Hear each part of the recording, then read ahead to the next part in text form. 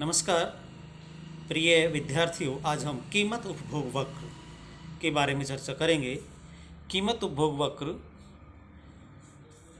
एक ऐसी रेखा या ऐसा वक्र होता है जो किसी वस्तु की कीमत में परिवर्तन होने के परिणाम स्वरूप उस वस्तु की मांग पर पड़ने वाले प्रभावों को बताता है। तटस्थता वक्र विश्लेषण में जब हमने उपभोक्ता के संतुलन का अध्ययन किया तो हमने देखा कि एक उपभोक्ता उस बिंदु पर संतुलन प्राप्त करता है जहां पर उसकी कीमत रेखा और तटस्थता वक्र एक दूसरे को स्पर्श करते हैं। तो कीमत रेखा का निर्धारण दो वस्तुओं की दी गई कीमतों और उपभोक्ता की दी गई निर्धारित आय के आधार पर किया जाता है। कीमत रेखा में जो परिवर्तन होता है वो वस्तुओं की कीमतों में परिवर्तन के आधार पर होता है। जब किसी वस्तु की कीमत घट जाती है तो ऐसा होने से उपभोक्ता उस वस्तु की पहले से अधिक इकाइयों का उपभोग कर सकता है, इसलिए कीमत रेखा उस अक्ष पर दाईं ओर खिसक जाती है। यदि कीमत में वृद्धि हो जाती है तो कीमत रेखा बाईं ओर खिसक जाती है। तो यहाँ कीमत प्रभाव के आधार पर हम कीमत उपभोग वक्र का निर्धारण कर सकते हैं। कीमत प्रभाव के अंतर्गत हमने देखा कि उपभोक्ता की आय और अन्य वस्तुओं की कीमत को स्थिर रखकर जब केवल एक वस्तु की कीमत में परिवर्तन किया जाता है तो उससे उपभोक्ता के संतुलन और उस वस्तु की मांग मात्रा पर जो प्रभाव पड़ता है उसे ही कीमत प्रभाव कहा जाता है।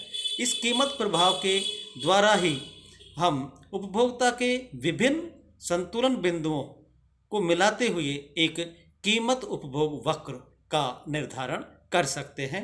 तो कीमत उपभोग वक्र का निर्धारण कैसे किया जाता है इसे हम दिए गए रेखा चित्र द्वारा स्पष्ट कर सकते हैं। रेखा चित्र के अंतर्गत ओ एक्स अक्ष पर एक्स वस्तु को और ओ वाई अक्ष पर वाई वस्तु को दर्शाया गया है। यहाँ पी एल कीमत रेखा है जो उपभोक्ता की प्रारंभिक कीमतों के आधार पर निर्धारित की गई है, जहां उपभोक्ता एक्स वस्तु की अधिकतम ओ एल और वाई वस्तु की अधिकतम ओ पी मात्रा को क्रय कर सकता है। और ऐसी स्थिति में जब कीमत रेखा पी एल है तो उपभोक्ता ई बिंदु पर संतुलन प्राप्त करता है, जहां वह एक्स वस्तु की ओ एम और वाई वस्तु की ई एम मात्रा का उपभोग करता है और आई सी वन तटस्थता वक्र पर संतुष्टि प्राप्त करता है। जब एक्स वस्तु की कीमत कम होती है तो ऐसा होने से उपभोक्ता की जो बजट रेखा है या जिसे हम कीमत रेखा कहते हैं वो दाईं ओर खिसक जाएगी और अब कीमत रेखा पी एल से परिवर्तित होकर पी एल 1 हो जाएगी। अर्थात अब उपभोक्ता एक्स वस्तु की अधिक मात्रा क्रय कर सकता है। ऐसा होने से अब वह एक्स वस्तु की और अधिक इकाइयों को उपभोग करेगा और जब और अधिक इकाइयों को उपभोग करेगा तो उपभोक्ता का संतुष्टि का स्तर भी बढ़ जाएगा। इसलिए अब उपभोक्ता IC1 से ऊंचे तटस्थ वक्र IC2 के E1 बिंदु पर, जहां यह कीमत रेखा PL1 को स्पर्श करता है, नया संतुलन प्राप्त करेगा।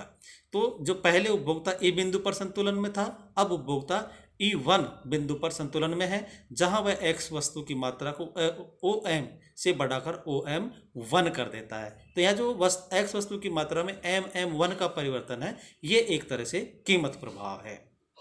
यदि एक्स वस्तु की मात्रा में और भी कमी हो जाती है तो और कमी होने पर कीमत रेखा और दाईं ओर खिसक जाएगी और अब नई कीमत रेखा PL2 हो जाएगी, जिसके E2 बिंदु पर नया संतुलन स्थापित होगा, जो ऊंचे तटस्थ वक्र IC3 का बिंदु है।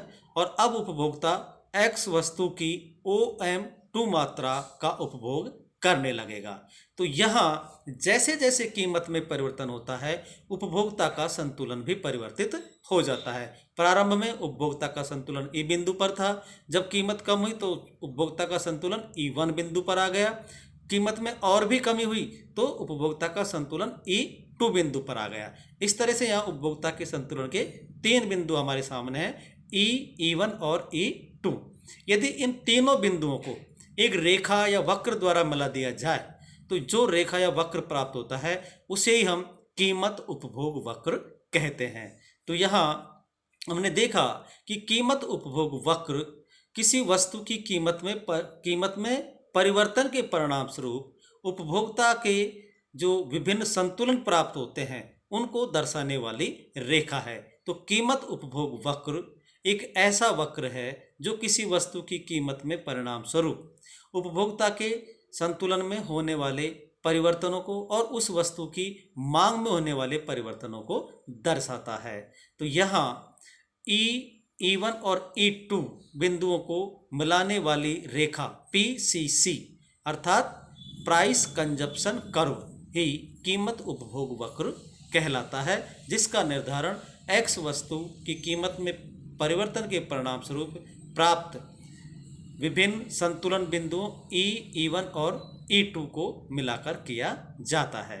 तो इस प्रकार से हम एक वस्तु की कीमत में परिवर्तन के परिणाम स्वरूप उस वस्तु की मांग मात्रा में होने वाले परिवर्तन और उपभोक्ता के संतुलन में होने वाले परिवर्तनों को दर्शा सकते हैं। तो यह है कीमत उपभोग वक्र, जिसे हम इस रेखा चित्र द्वारा पूर्णतः स्पष्ट कर सकते हैं। धन्यवाद।